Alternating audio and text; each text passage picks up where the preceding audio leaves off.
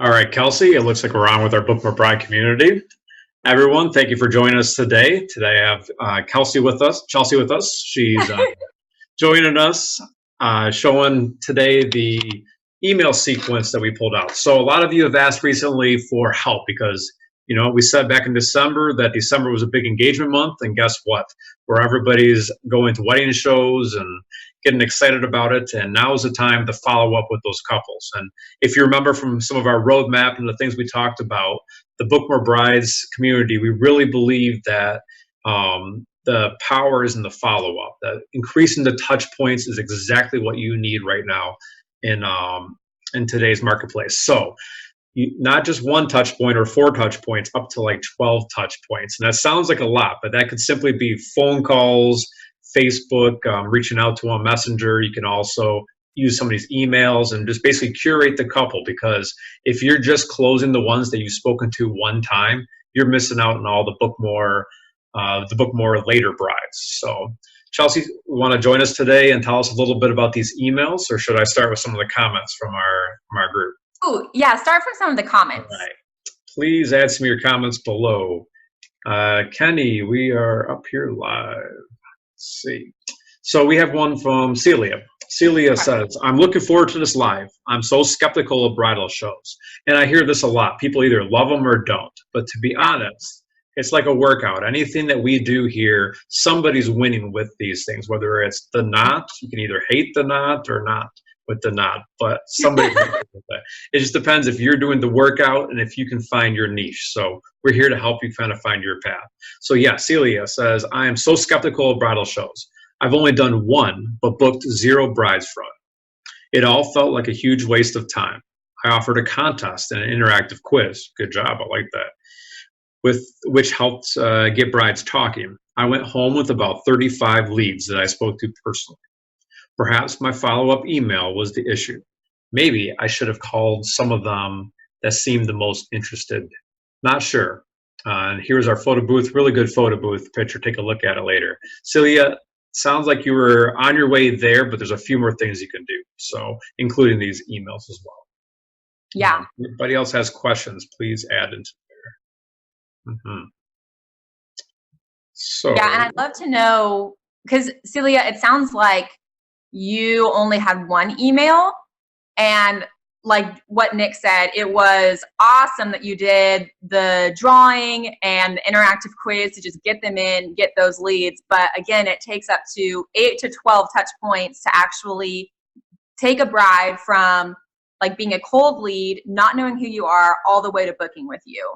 So really, so many of these wedding professionals are losing so much business because they're only reaching out once or twice. And when they don't hear back, they're like, oh, okay, I guess they're not interested, which that's just not the case, because especially in this day and age, like people are busy and it's just bam, bam, bam. Like they might read the email and have the best intentions to get back to you, but there's so many distractions that come up.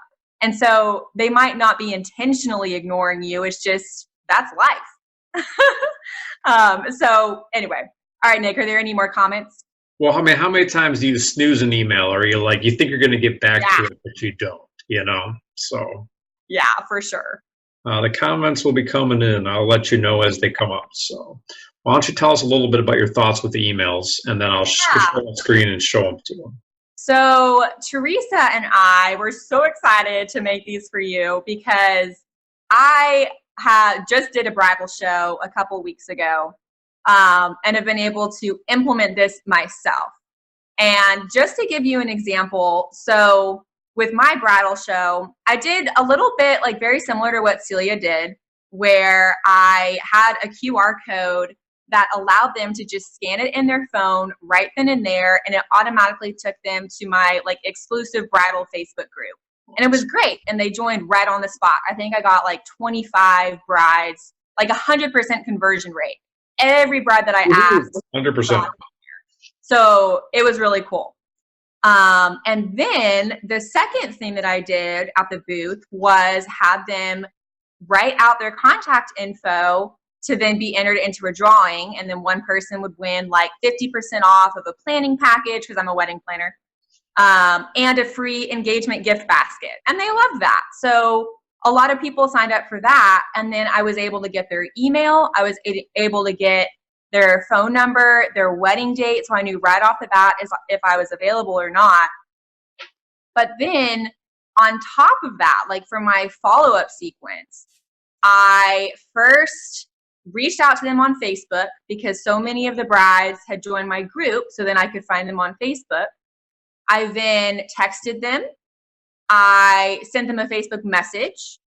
I then called them on the phone. Then I sent them a personal audio recording through Facebook or through text. So by then, I had most of the brides respond to me. And so I say this in the emails as well.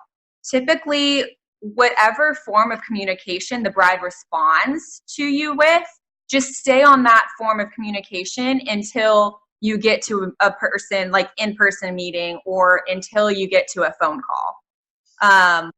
And so there's just so many ways and so many things at our fingertips, especially at this time.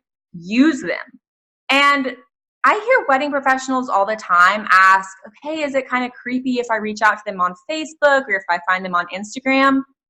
And honestly, it's just your attitude about it. If you're just going in and you're like, hey, it was so great to meet you. Like, would you like more information? Or how can I help you with your wedding? Then it's not going to be creepy. And if they think it's creepy, then they're not the bride for you. But I know of wedding professionals so often that do that, and then they answer, like they respond. So just be consistent, be persistent. Don't give up after just 1 or 2 or 3 or 4 or 5 tries. Right. Yeah. So with the emails, we really, like, just to kind of change direction, we start out with you just having a conversation with them and giving them value, because that's going to be what makes you stand out from all these other hundreds of wedding vendors that they met at the show. Most wedding vendors are just going to say, like, hey, met you at the show. Do you have your DJ booked yet? Or do you have your wedding planner booked yet?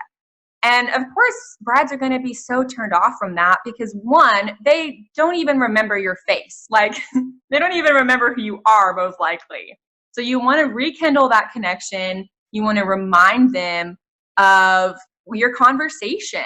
Like, if you were able to converse with the bride one-on-one, then say, hey, it's so cool that you and your fiance are getting married on this date, or this engagement story was so neat. And that's actually what I did at my bridal show, is when they had their little slips that they filled out for their drawing, I took notes on each and every bride that came to my booth, like, she's looking for a wedding planner, or her cousin signed her up at the show, or just anything like that, anything personal that I could then use to reach out to them later. That's so powerful. That's so powerful to do that, because you forget that. If you're talking to hundreds of brides, you know, I've got a good memory for faces and people, but like, you forget that information if you don't jot it down. Oh yeah. Especially because at my show, I only had about 30 brides go through the booth, but most shows have hundreds of brides. So it's you had really a nice booth important. too. I liked your booth. I liked your booth. You had a nice booth too. Thanks. I try to make it cozy. Yeah. Then you see like the chairs and the rug and candle. Very nice. Well, let's keep talking, but let's show the emails as we go and kind of explain like how we can follow up with those awesome brides to get information and personalize a little bit. So once again, everybody, I'm trying to introduce Chelsea as part of our team here. We've got a growing team of Teresa, myself, Ashley, Kate, and a few others that are helping us with different things, working on everything on the back end to get a brand new experience and also bringing you more content forward. So where Kate and I, we're experts in our own area, but we have a whole team to help support you as you need it. So please keep those questions coming in here in the community and so on. So, awesome. All right, let me share my screen with you. Let's see.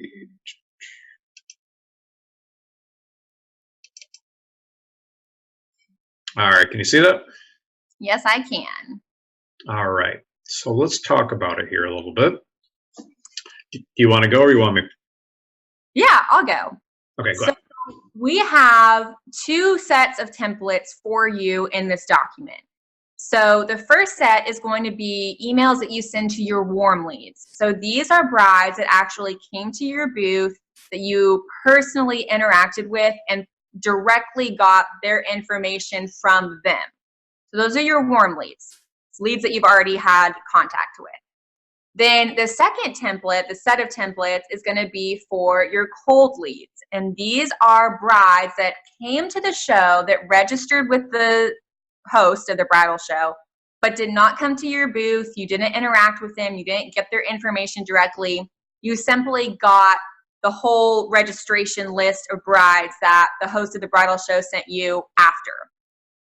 And so with this first set of templates, so going back to the warm leads, we just start off with. Can you take a second to explain for some people who might not understand the warm and the cold lead section? Yeah.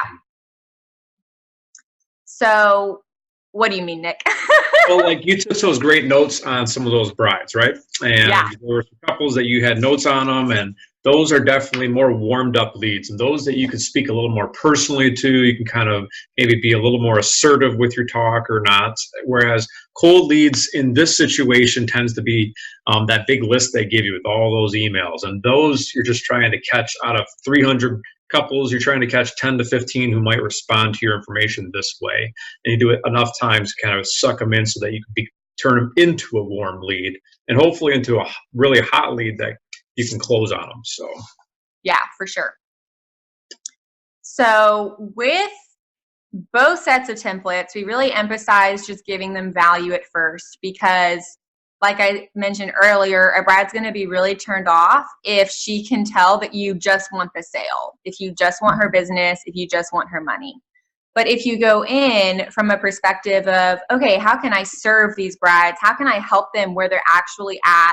And how can I connect with their problems, with how they're feeling right now and their excitement and their stress and their anxiety, all of that, then they're going to remember you, because one, they're going to see that you want to make a connection with them instead of just their money, getting their money. And then two, they're going to remember, oh, I remember reading this blog post or this person that gave me this resource that really, really helped. And so in the first couple of emails, I think the first email, we have you give away a freebie. So for the warm leads, if they came to your booth, then it was going to be the freebie that they signed up directly for at your booth. So it's like, here's your freebie that you signed up for. And we don't really include much fluff in there. We just say, here's your freebie. Great. And then let's see. Oh, my phone's so small. Okay, yeah. And so there are lots of examples of freebies there for you. And then it goes on to, okay, let's have a conversation. When is your wedding date? Or just kind of, you want to ask a question that's tailored to you and your business and your personality. So we give you some different examples of questions that you can ask there too. So what's your wedding date? Do you have a venue picked? What was the engagement story? How long have you been engaged? How's your planning going? Things like that, just to kind of break the ice and get them warmed up to you. And then that's also, yeah, going on to the third email. So just as a side note, with these emails, email 1 and 2, you're going to send no matter what. But email 3, 4, and 5, I believe, these are emails that you only send if they have yet to respond. So that's just going into the 8 to 12 touch points that we need. If they don't respond, don't think that you're being too, sleazy or salesy. Just continue, be persistent. They're going to remember. They see your name pop up in their inbox, hopefully. So they're going to remember. Even though they don't get back to you, doesn't mean that they're not watching and observing and reading it, okay? So let's take a second to unpack that, especially with the follow-up here. These are like putting little business cards back into their mailbox every few days or whatnot, and it's searchable. They can find you later. So until someone told me once years ago, I can't remember who, but until they tell you, no, I'm done, or no, thank you, you keep assuming that they'd want your information, because they can always just unsubscribe or look past your email, like everything, like we all do with other ones. But so many times we get these emails and we just leave them there because we know we want to act upon it someday. And just because you get a bride who comes through in December doesn't mean they might not be a buy now bride, but they might be a buy later bride, where in May they're like, who was that? Oh, okay, there's that email. I'm going to sign up with Chelsea because I loved her booth and everything. So yeah, for sure. Yeah, so just, we gave you little instructions at the top just to clarify when you should send it, if you should send it. And then, oh, actually, Nick, scroll back up to email 5. yeah. Okay, so this is called the golden email. And I've heard this a lot from other marketers, where if you haven't gotten a response and you just put something super direct, then they tend to respond. And it's crazy. It's like magic. I have no idea how it works, but it does. So this email, it literally says, hey, I'm just going to use Nick. Okay. So, hey, Nick, are you still looking for the perfect DJ or for the perfect planner?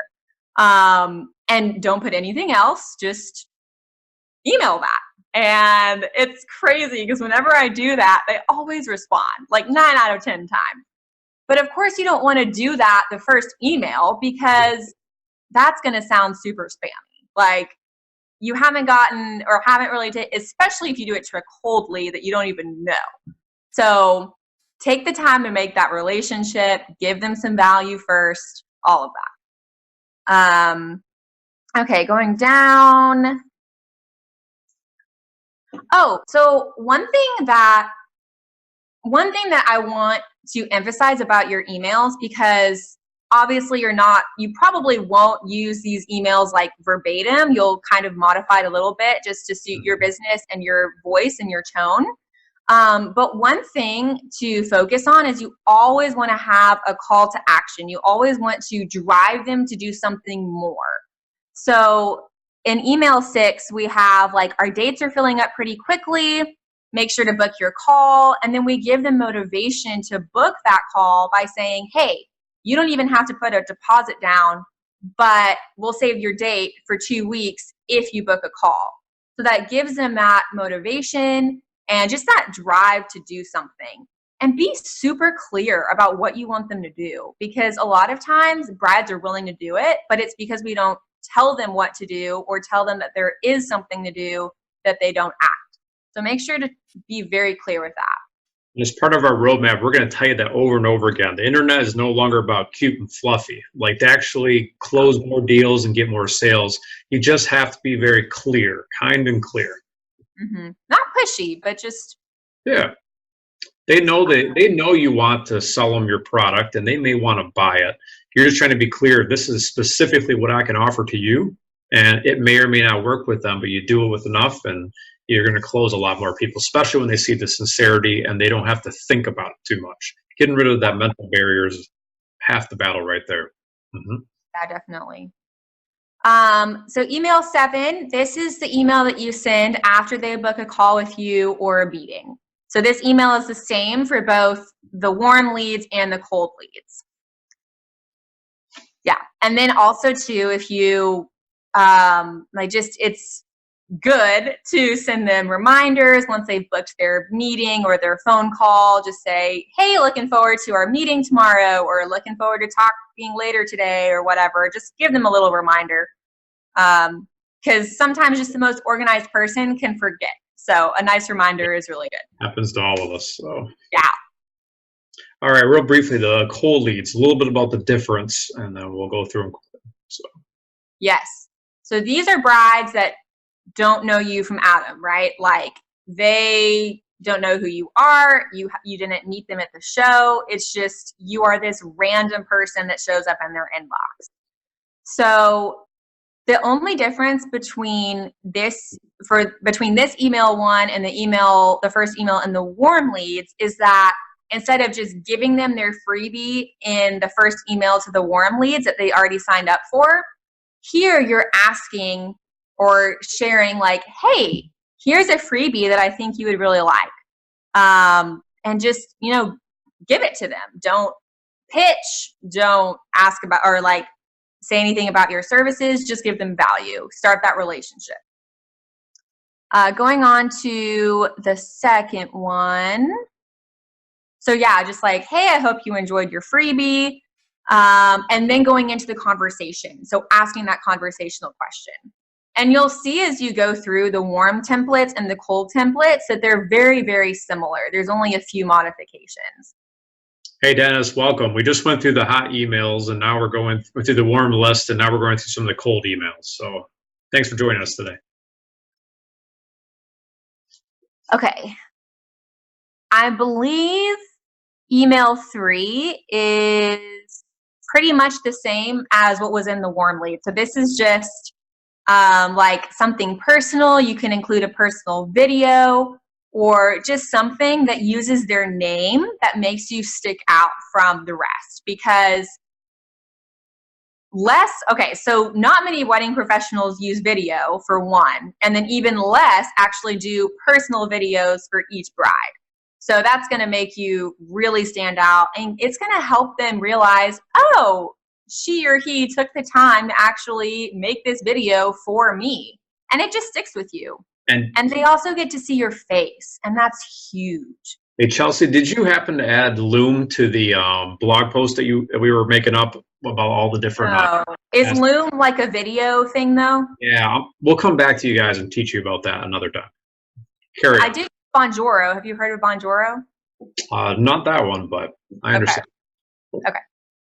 All right, email 4. Kind of the same thing again? Yeah, pretty much. Oh, actually, so I think it is the same. I think we use 2 freebies in the warm and also in the cold. And this second freebie, you only really send if you have yet to hear a response.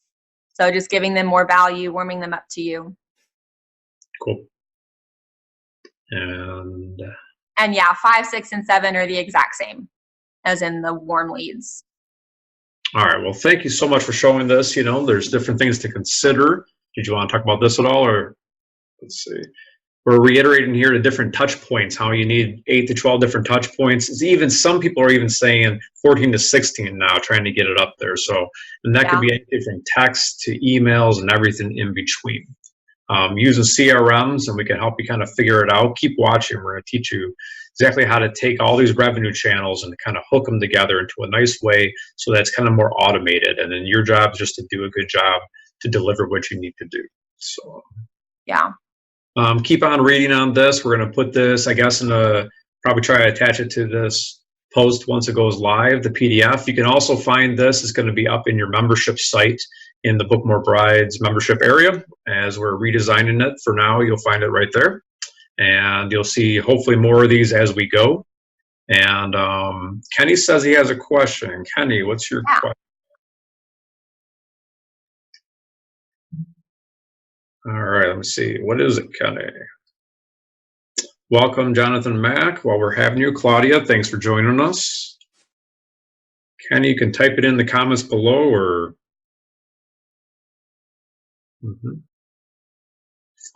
give them another minute. Anything else you want to say, Chelsea?